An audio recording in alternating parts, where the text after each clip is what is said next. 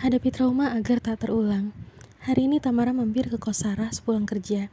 Entah kenapa, tiap ia mengunjungi kos ini, aura seramnya selalu saja terasa. Padahal yang pernah ia temui di sini sudah tidak ada lagi. Entahlah, mungkin sosok yang lain. Saat ini Tamara sendiri di kamar Sarah, menunggu Sarah yang sedang mandi. Baru kemudian mereka akan makan malam bersama. Sarah mengatakan bahwa ada kedai bakso yang baru buka dan viral di dekat sini. Maka itu Tamara jadi tertarik.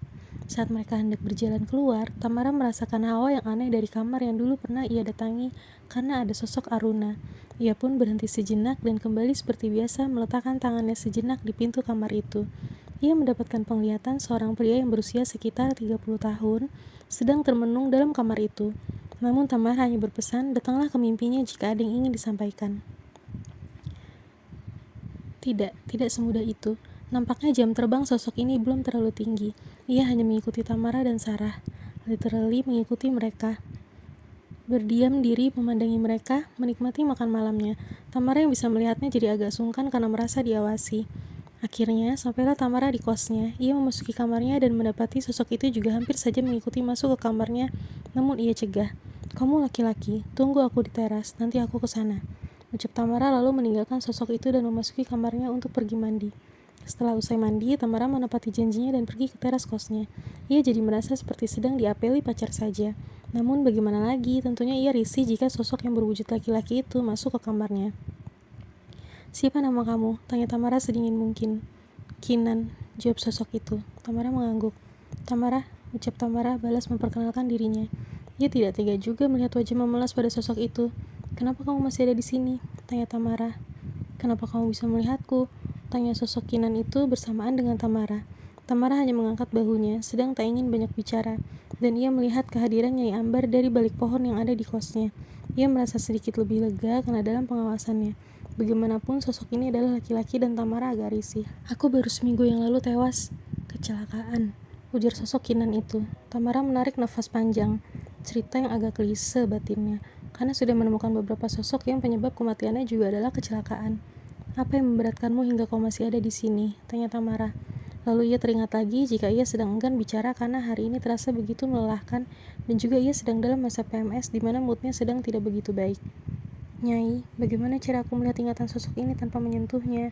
tanya Tamara dalam hati yang ia tujukan pada Nyai Ambar. "Aku akan mengirimkan ingatannya padamu, sayang." Tamara seakan dapat mendengar suara Nyai Ambar namun terdengar sangat jauh. Kemudian hadirlah sebuah penglihatan. Ya, sepertinya potongan ingatan sosok Kinan itu. Ia merasa dirinya sedang bersiap mengemudi, hendak mengeluarkan mobil dari garasi rumahnya. Ia berkaca pada spion tengah mobilnya, melihat bayangan sosok Kinan yang tampak jauh lebih muda. Ini jelas adalah ingatan Kinan. Dan dari spion itu pula, ia melihat ada sosok seorang ibu yang kelihatan berpenampilan serba mewah, namun tidak terlihat sombong sama sekali. Wajahnya begitu nampak keibuan. "Mam, kita berangkat sekarang?" tanya Kinan dalam ingatannya itu. Jelas orang itu adalah ibunya. Ia melihat lagi dari kaca spion dan didapatinya ibu itu membalas dengan anggukan. Lalu Kinan mulai menyalakan mobilnya dan meninggalkan rumah itu. Entah akan kemana mereka pergi. Kinan melajukan mobilnya dengan kecepatan normal pada awalnya, lalu mereka memasuki jalan tol. Saat ini, Kinan mulai menaikkan kecepatan. "Kinan, pelan-pelan," ujar ibunya. Kinan hanya terkekeh, lalu ia malah mengarahkan ponselnya ke jalanan.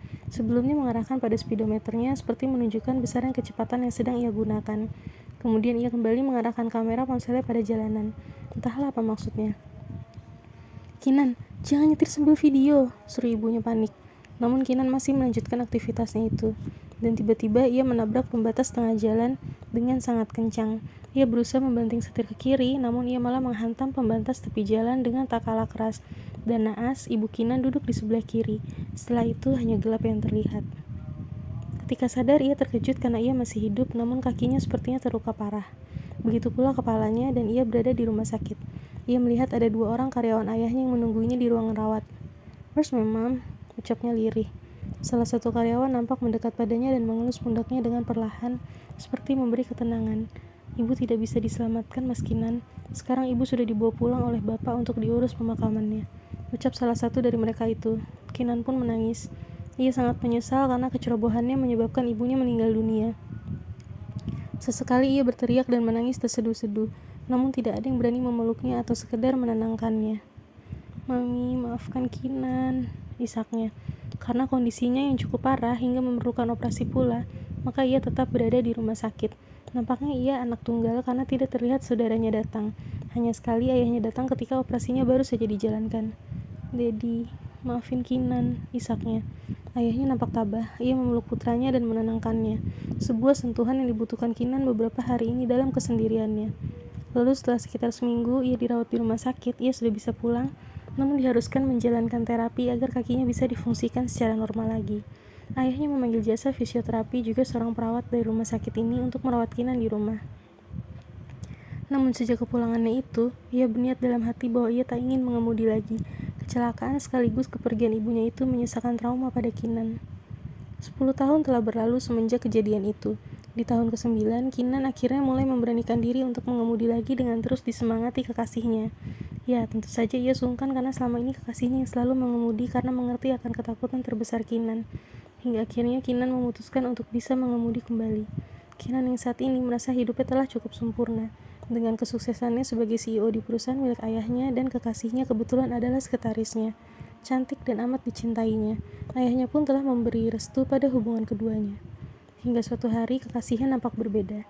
Ia meminta Kinan pulang lebih dulu. Berjalan. Padahal setiap harinya mereka selalu pulang bersama. Kinan akan mengantarkannya sampai rumah. Tetapi hari ini kekasihnya mengatakan bahwa masih ada yang harus ia kerjakan. Kinan pun mengalah setelah berusaha memaksa kekasihnya. Akhirnya ia pulang lebih dulu. Tidak, ia tidak pulang. Ia tetap dalam mobilnya yang terparkir di parkiran kantornya. Ia masih mengkhawatirkan kekasihnya dan masih ingin mengantarnya pulang. Ia pun mengirimkan pesan untuk kekasihnya. "Sayang, kamu rencana pulang jam berapa?" Dan kekasihnya menjawab, "Ini udah mau OTW, aku udah order Grab kok." "Hati-hati ya," balas Kinan. "Oke, udah dulu ya, Grabnya udah deket." Tak lama Kinan melihat kekasihnya keluar dari lobi kantornya. Dan benar saja ada mobil yang menjemputnya. Pasti itu Grab yang dipesannya, pikir Kinan. Tapi entah kenapa firasat Kinan mengatakan untuk mengikuti gadisnya itu. Ia hanya ingin memastikan kekasihnya itu selamat sampai rumahnya. Kinan pun mengikuti mobil itu dengan memberi jarak agar tak dicurigai. Ia takut juga jika kekasihnya mendapati ia mengikutinya. Ia akan dianggap overprotective. Kinan mengerem mendadak. Mobil yang dinaiki Citra itu memasuki sebuah hotel mewah. Ada apa Citra kesini? Seingat Kinan tidak ada janji untuk bertemu dengan siapapun terkait pekerjaannya. Kinan pun mengikuti mobil itu masuk dan memarkir mobilnya cukup jauh, tapi masih bisa melihat dengan jelas mobil yang dinaiki kekasihnya itu. Namun seseorang dari bagian supir mobil itu turun dan membukakan pintu mobil untuk Citra. Lalu mereka berjalan berdua. Citra dirangkul mesra oleh laki-laki itu, entah siapa. Perasaan Kinan pun tak menentu. Ia mengikuti kekasihnya diam-diam dan ia mengambil jarak serta bersembunyi saat mereka berdua menaiki lift. Lalu Kinan melihat ke nomor berapa lift itu menuju, lantai 7. Ia pun segera menaiki lift yang lainnya dan menuju lantai yang sama. Sesampai di lantai 7, ia menengok kiri dan kanan, dan itu dia. Ia melihat Citra berjalan masih dengan posisi dirangkul laki-laki itu. Lalu mereka berhenti di depan sebuah kamar, berciuman sesaat yang sangat panas dan mendamba. Lalu mereka memasuki kamar itu. Kinan tidak mau lagi melanjutkan apa yang ia lihat. Ia segera meninggalkan hotel itu. Pikirannya sangat kacau saat ini. Ia mengemudikan mobilnya dengan sekuat tenaga berusaha fokus, namun bayangan yang ia lihat tadi terus tampil dalam pikirannya.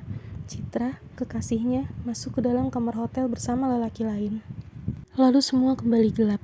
"Ya, aku mati saat itu Tamara," ujar Kinan tiba-tiba, seolah tahu bahwa Tamara sedang melihat ingatannya.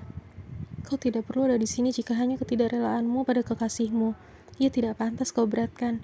Ayahmu bahkan sudah merelakan kepergianmu. Bukankah gadis itu akan senang karena bisa bebas kini berhubungan dengan lelaki itu?" ucap Tamara tajam. Sosok Kinan itu hanya menunduk. "Sekian tahun kau dalam keadaan trauma karena kau begitu kehilangan ibumu. Mengapa kini kau memberatkan seorang wanita yang bahkan tidak sungguh-sungguh mencintaimu? Lebih baik kau pergi ke tempatmu yang seharusnya. Berjumpa kembali dengan ibumu," ujar Tamara. Ia sangat membenci perselingkuhan. Ia merasa kasihan pada sosok ini yang sampai meninggal karena ulah kasihnya yang tidak tahu diri. "Apakah bisa Tamara?" tanya Kinan tiba-tiba. Tamara pun mengangguk. "Lepaskan Citra, buang ia dari ingatanmu dan fokuslah pada rasa rindu dengan ibumu." Kinan nampak tersenyum tipis sambil memejamkan matanya. "Terima kasih Tamara, aku akan pergi kembali ke pelukan ibuku. Ibuku yang berharga," ucap Kinan lirih namun masih dengan senyumnya. "Selamat jalan Kinan, damai besertamu."